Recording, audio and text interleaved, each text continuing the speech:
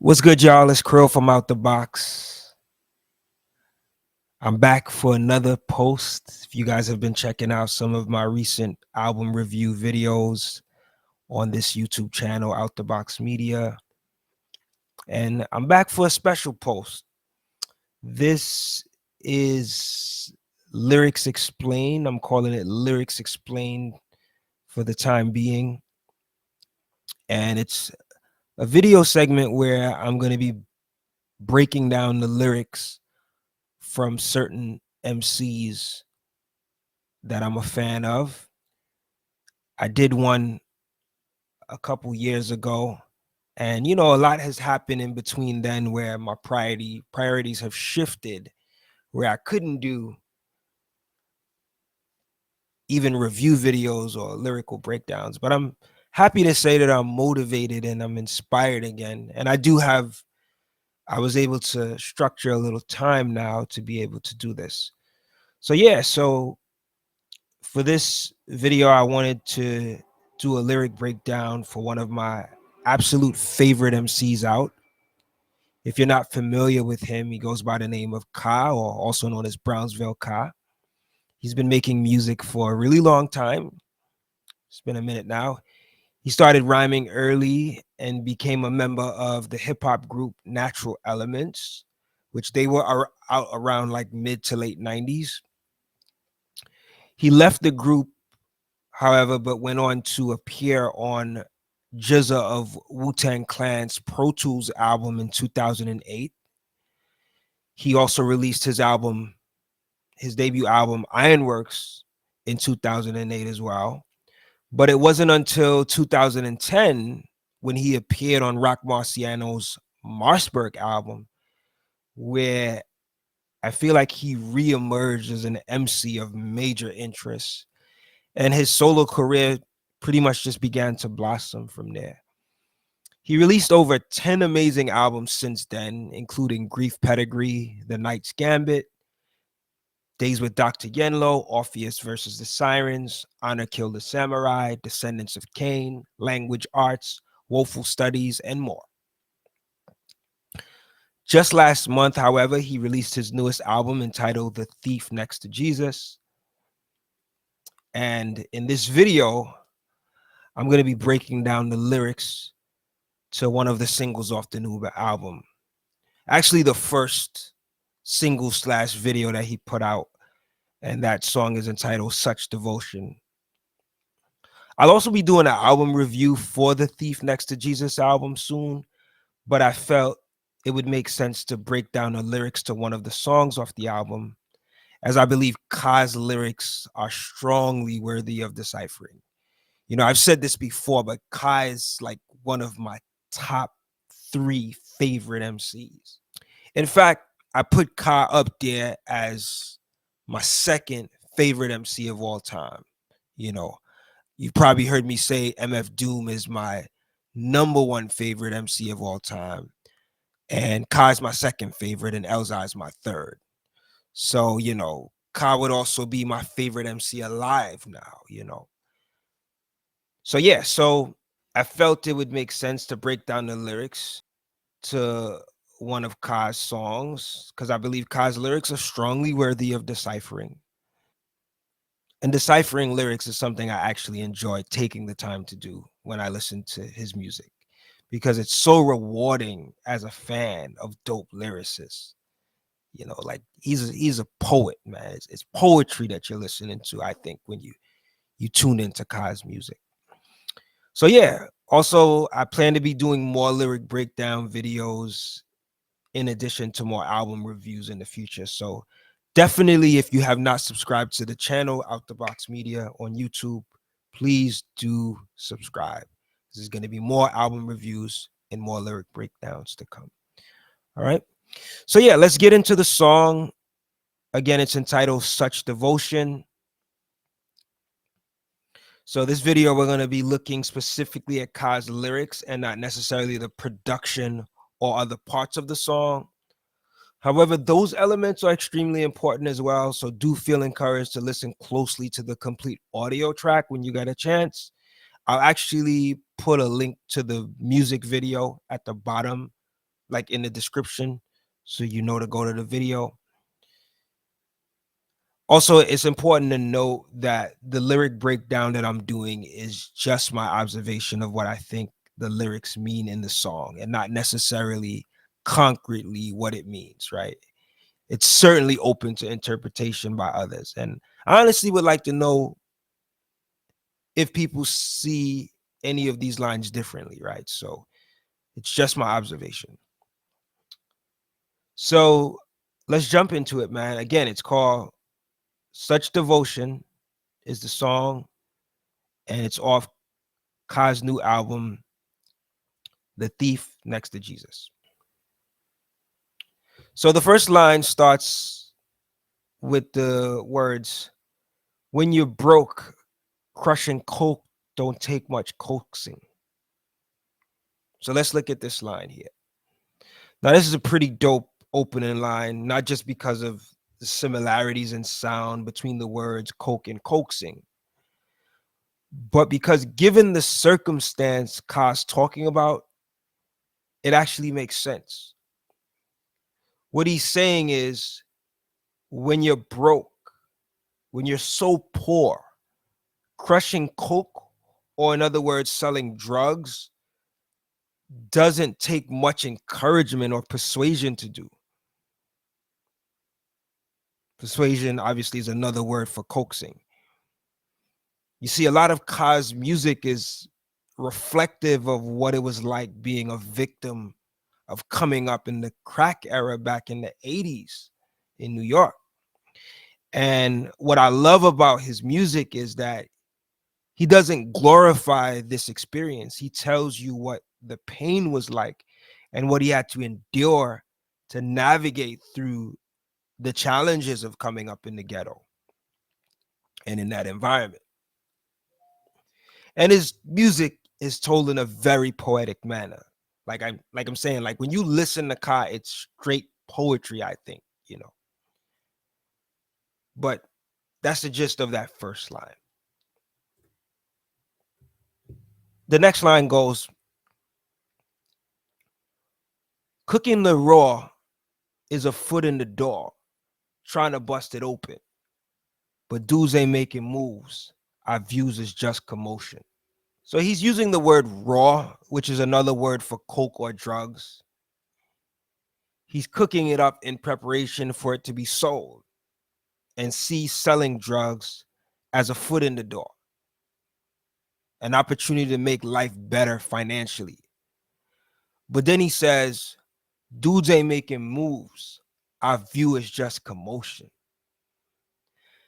That's the clever part of the line for me, see, because he's saying that this path of dealing drugs is not really working out. It's not moving things along for real, right? In the long run, it's not really doing anything. It's not giving real motion. And if there's any type of motion it's getting, it's what? It's commotion. I love to play on the words moves and motion. And ultimately, I think he's also talking about longevity when he says dudes ain't making moves. He's aware it's just creating chaos and it's not going to be sustainable. Then he interestingly goes into the hook. This is very early in the song, right? He goes into the hook, but he doesn't repeat it too often. So it's like giving you a glimpse of the energy of the song. I feel this is what he's doing, right? Because he repeats these words with a pretty strong emphasis in the song. So he says, to succeed, you never seen such devotion. To succeed, you never seen such devotion. This is Kai expressing his commitment and enthusiasm to succeed despite growing up in a place surrounded by the struggle and pain of the crack era. So when he says, to succeed, you've never seen such devotion, what he's really saying is If you had to endure what he had to go through to achieve success in the environment that he grew up in, then you would understand the level of devotion that he's talking about. In other words, this is the type of devotion you've never seen. The odds were stacked up against him like you wouldn't even know. So he had to pursue a level of devotion that most people have never seen. So verse 2 goes, it starts off with the words, if it's a bounty, you're bound to encounter us approaching. Straight or super narrow, no Cupid's arrow or lover's potion. A bounty is like a payment or reward to capture someone. So what I think he's saying is that if you put a bounty out on him, be prepared to see him and his team approach you. Straight or super narrow, no Cupid's arrow or lover's potion. What I think he's saying with that line is, this ain't gonna be no Cupid arrow if you try to come after him. There's gonna be him certainly coming at you for threatening him. Poetic. The next line goes, our start honestly is dark comedy. No brothers joking. Aggressive tone for flesh and bone. That's why blood is spoken. So he's saying that how he came up, how he got his start was no joke. The experience was more like dark comedy. When you think about dark comedy, it involves subjects that are normally considered serious or painful to discuss. Aggressive tone for flesh and bone. That's why blood is spoken. So in that line, he's saying that how he came up, you had to have an aggressive tone to deal with people in the flesh, or you would get swallowed up. That's why you hear his raw experience spoken in his lyrics. In other words, it's like his blood, sweat, and tears being spoken, either participating in the aggressive tone or experiencing that tone, which made him the strong guy he is today. And as a result, that's why you hear these painful lyrics. Also worthy to note that Flesh and Bone, right, which is referenced on this line, was also a TV series back in 2015 that dealt with a talented but emotionally troubled dancer who ran away to New York City and found herself immersed in the cutthroat world of professional ballet. And it's also the name of a movie that came out in 1993 about a vending machine owner who goes from town to town in Texas, greatly disturbed by horrific memories from his childhood.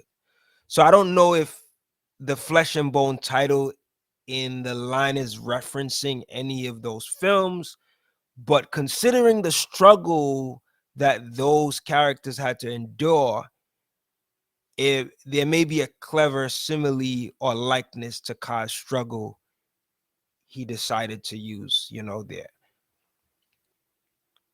These gardens hardened a heart that was tender. Mom's was solid. My earth never shook, not a tremor.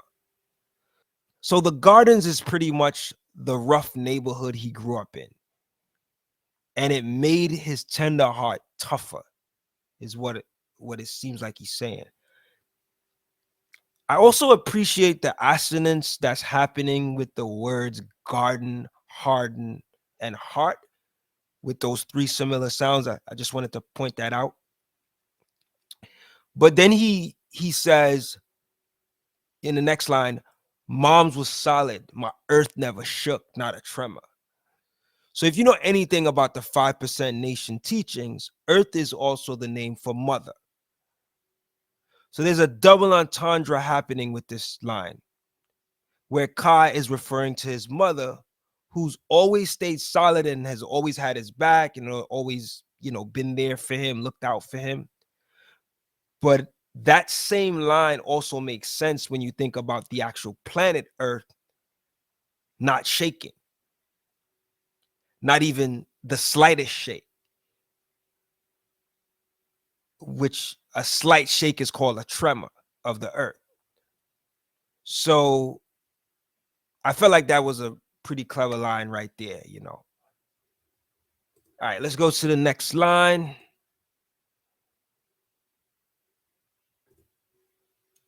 Learn not to fall from her. They never call you sir if you surrender. How they dealing? Killing us always been the true agenda. So in this line, Ka continues to reference his mom's strength and her inspiration she's given to him. He said he's learned not to fall from her. She taught him how to be solid just like her.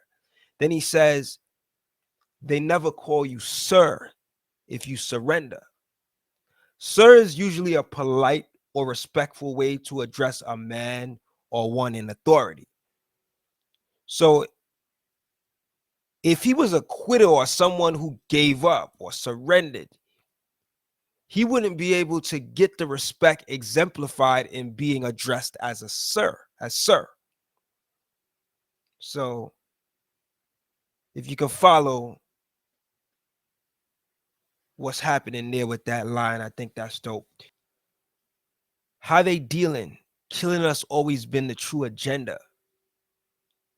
In my humble opinion, I think he's talking about police brutality in this sense, because that line holds a significance to the experience with police brutality in America.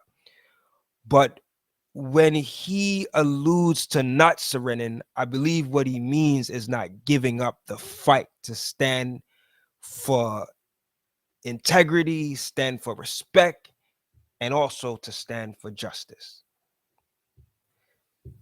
It's the public way, another day, a new dilemma. Thoughts marked if you lost your spark and could use an ember.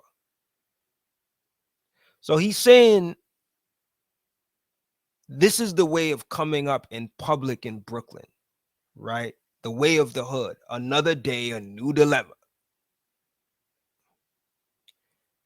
Then he uses the words thoughts marked, which I believe is referring to his lyrics written. He's saying you can use it to inspire or motivate you to shine again, right? Thoughts marked, his lyrics written. Use it to inspire or motivate you to shine again, to be happy again if you lost your spark. And an ember, he uses the word ember at the end of that line. So an ember, if you're not familiar what it is, it's a burning piece of coal in a fire. And it usually glows as the fire goes out, but it's able to sustain the light from the fire. So he's saying, I could give you some light, some encouragement by way of my lyrics, similar to the way an ember gives off a glow if you need that spark. Pretty cool selection of words, in my humble opinion. I also think the word public might have been used strategically because an ember is usually used in a bonfire out in the open, right? Whether it be in the woods or out camping. So I'm not sure that he used it in that way, but it could possibly be. It's just something I observed when he talked about the public way in the first line. Next line. Here zealots seem to sell a dream. Choose a vendor. My kin been dwindling. Can't afford to lose a member. So zealots were a group of people in the first century that were essentially fanatics and uncompromising in their religious, political, and other ideal pursuits. The term is interesting because it's relatable to the religious theme on the album, right? It sounds like he's using the word zealots to refer to anyone who is a religious fanatic who wants to impose their beliefs on someone else. So he's saying these zealots seem to sell a dream, but they give you the option to choose which religious direction you want to take. It could be any denomination, right? So when he says choose a vendor, I think he's talking about whatever type of religious denomination you want to choose or Christian religion you want to go with, right? As an example, it's like they're all selling you this dream of false hope. Then he says, my kin been dwindling, can't afford to lose a member.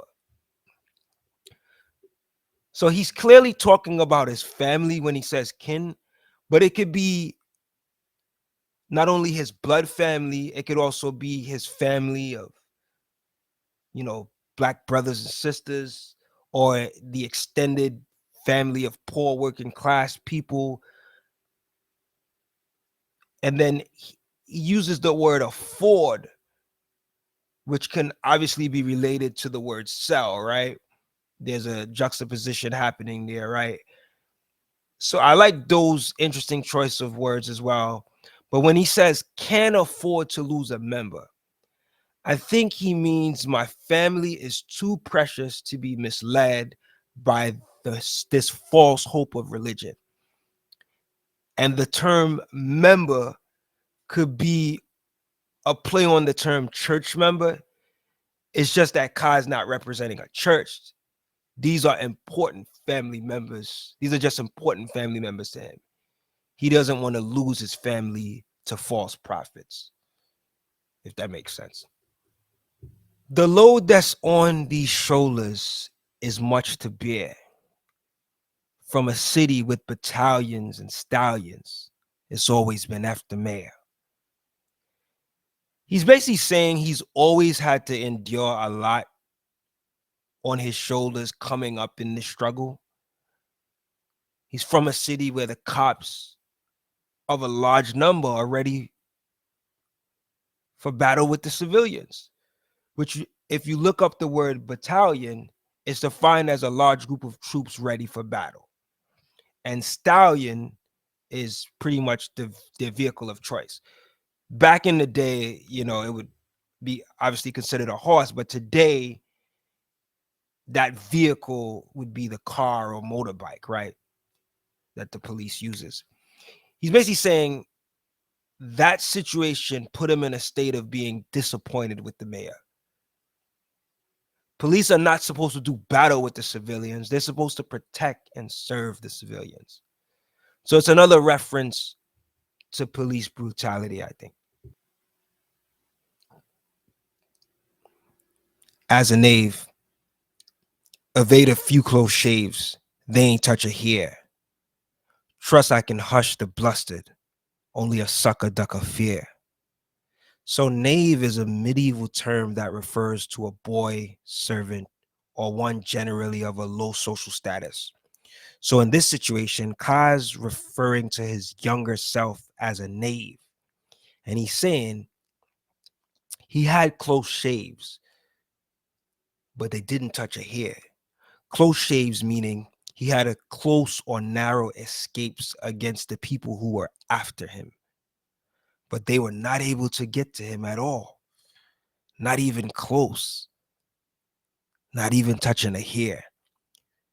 Which is a clever juxtaposition when you highlight the word shave and hair expressed on the first line. Then he says, trust, I can hush the blustered, only a sucker duck of fear. So he's saying, I can quiet the loud because a bluster, if you don't know what a bluster is a loud person, often just someone talking loud, but little action, right? So he's saying, if I challenge this bluster to a fair fight, he'll usually show that he's a sucker and not want to fight. So he'd be ducking a fair one or a fair fight. This is how Ka can quiet that fake loud person known as the bluster. Had to shed endless before I ascended to this upper tier. With these lines, he's saying that he had to shed a lot of tears and go through a lot of pain before he could make it to this strong status or upper tier as a human being. Interesting to note, even though he doesn't say the word tear specifically as in crying tears, it certainly is cleverly implied when he says he had to shed endless. So he had to shed endless tears, which fall downward on the face, obviously, in order to ascend to an upper tier. So the TEAR that he shedded downward allowed him to ascend to the TIER that's upward, the upper tier. That's some clever wordplay there. Oh, okay, next line. I did enough for all of us. Hope you never suffer there. His sacrifice was for all of us, so you wouldn't suffer like he did. That sounds interestingly familiar to the sacrifice that Jesus made. Not saying that God thinks he's Jesus, but there's a similarity in terms of the struggle that Black and brown people have had to endure today or for a long time. I think that's why we could relate to Jesus, the story of Jesus, in a lot of ways. This is pretty much the closing set of lines on the song. Admit, never cared where you're from. It was rougher here. Guess them dirty jeans in early teens gave me another gear. So I think he's saying growing up in Brownsville, Brooklyn, it was so tough where he lived. It really didn't matter to him where anybody else was from. Then he says, guess them dirty jeans in early teens gave me another gear. So let's start with the word guess for a bit. Guess is the brand name of a jeans that still exists today, but was really popular back in the days. I remember in the 90s in New York, it was a big deal if you had Guess jeans, right? So I think what he's saying is what he had to endure coming up as a fashionable teenager in the dirty streets, it gave him another layer of toughness. Hence the words another gear. And gear is a cool choice of word because it could also mean fly clothes. I remember growing up, we referred to fly clothes or that dope new clothes we got as gear, fresh gear. Okay. But also, if you look at the word gear when it comes to like driving a car, the the higher the gear goes or the gear shifts, the faster the speed, which means you got to be more equipped and more alert to drive in those gears. So I love how he has these lines or these words where you could look at them as, double entendres. There's multiple meaning. That's the amazing thing about a dope MC. They could go there lyrically with the double entendres and the multiple meanings and just the intricate lyrics and stuff. Then he closes out the song with the hook again. To succeed, you never seen such devotion. To succeed, you never seen such devotion. To succeed, you never seen such devotion. Dopeness. So yeah, there you have it. That's my lyrical breakdown of Ka's new song, Such Devotion, featured on his new album, The Thief Next to Jesus.